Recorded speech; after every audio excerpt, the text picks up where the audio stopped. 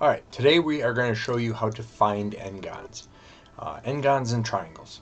So when you are working with either Maya or you're working with 3ds Max, you need to sometimes find out where things don't connect right or where your certain geometry is.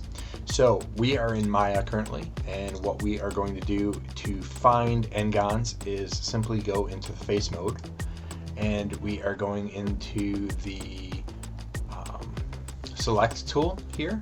We are going into use constraints, and then with use constraints, all we have to do is check in n-sided, and then we can go all in next, and these are all of our Ngons.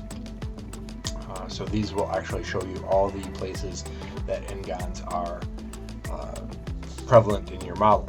If you do the same thing in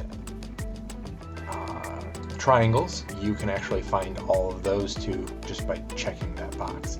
Now, one of the things that you have to remember in Maya, I always find that students run into this, that if you check something and then you hit close and remember, what's going to happen is ultimately you are constraining those points. So when you have that, it's perfectly fine, but from then on you won't be able to select the other the regular geometry or even triangles.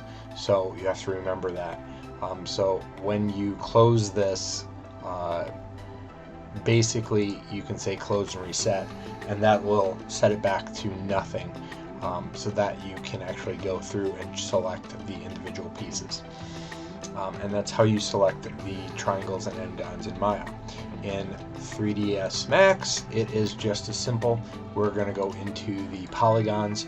We are going to go up into our modeling ribbon here.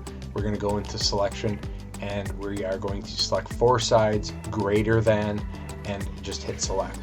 If you want to do triangles, you do 4 sides less than, and you hit select, and it will select those.